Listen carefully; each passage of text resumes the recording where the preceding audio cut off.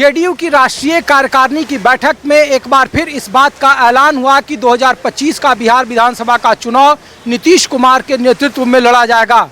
JDU के कार्यकारी अध्यक्ष संजय झा होंगे, बिहार को विशेष राज्य का दर्जा मिलेगा। ये उस वक्त तय हुआ जब उसके ठीक 2 दिन पहले बिहार बीजेपी के नेता और केंद्रीय मंत्री अश्विनी चौबे बयान दे रहे थे कि बिहार में बीजेपी के नेतृत्व में बिहार विधानसभा का चुनाव लड़ा जाना चाहिए। तो संजय पासवान जो बीजेपी के ही नेता हैं कह रहे थे कि नीतीश कुमार के बगैर बिहार में बीजेपी शून्य पर लोकसभा के चुनाव में सिमट जाती। तो बिहार विधानसभा के चुनाव में जेडीयू और बीजेपी के बीच क्या नूरा कुश्ती चलेगी? क्या बिहार विधानसभा चुनाव साथ मिलकर लड़ेंगे तो बड़े भाई की भूमिका में कौन होगा? बिहार में नीतीश कुमार के नेतृत्व को लेकर क्या आने वाले वक्त में राजनीतिक नूरा कुश्ती चलेगी? इन्हीं सब सवालों का जवाब टटोलने के लिए आज जेडीयू की राष्ट्रीय कार्यकारिणी से आपको माहौल क्या दिखा रहे हैं। और माहौल इस मायने में दिलचस्प है क्योंकि बिहार के विधानसभा चुनाव में इस बार सबकी नज़रें नीतीश कुमार के नेतृत्व पर टिकी हुई है। हमारे साथ जेडीयू से एमएलसी नीरज कुमार हैं। सर, आपने राष्ट्रीय अध्यक्ष कार्यकारी बना लिया। चल, हो जा शुरू। केसरिया से मन जोगी हुआ रे, दिल झूमे देखो पतवारा हुआ रे, दिल झूमे देखो पतवारा हुआ रे। हर पल मनाओ केसरी त्योहार।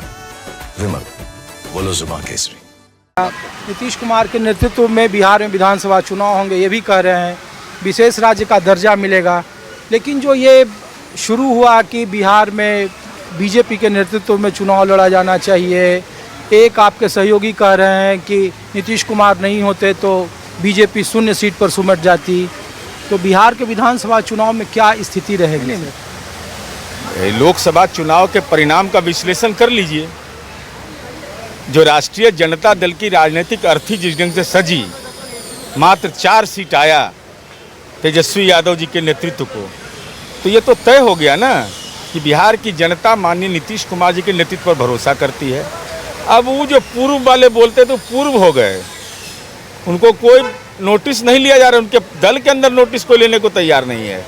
भाई वहाँ के विधायक दल के नेता नहीं है, पार्टी के प्रदेश अध्यक्ष नहीं है, न राज्य के उप मुख्यमंत्री, तो उनके बयान को तवज्जो देने की जरूरत ही नहीं है।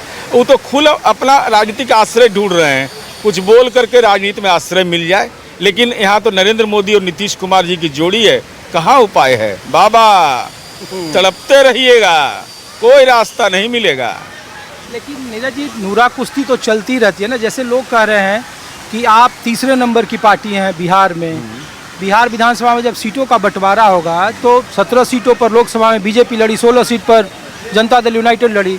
तो पहला सवाल तो कि सीट के बंटवारे को लेकर भी होगी नूरा कुश्ती। और ये कोई नया बात तो है नहीं, जो बात अश्विनी चौबे अभी कह रहे हैं ये बात पहले से ही बिहार में चलती रही है। आप लोग भी प्रधानमंत्री पद का मटेरियल नीतीश कुमार को बनाते रहे।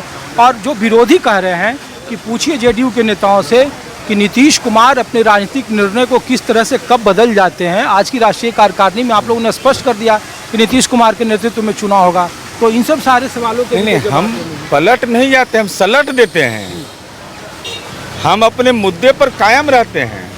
हमने तेजस्वी यादव को सलटा दिया, हमारी इच्छा हुई कि सलट देंगे तुमको, तो सलट दिए। यह महत्वपूर्ण है कि क्या नीतीश कुमार जी का हर घर बिजली का निश्चय बदल गया, हर घर पानी का निश्चय बदल गया?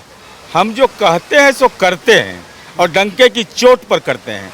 और गठबंधन जब चलाते हैं तो गठबंधन, हमको एहसास है, हमको तो 110 सीट आया था ना, 2018 सीट आया था 2010 में।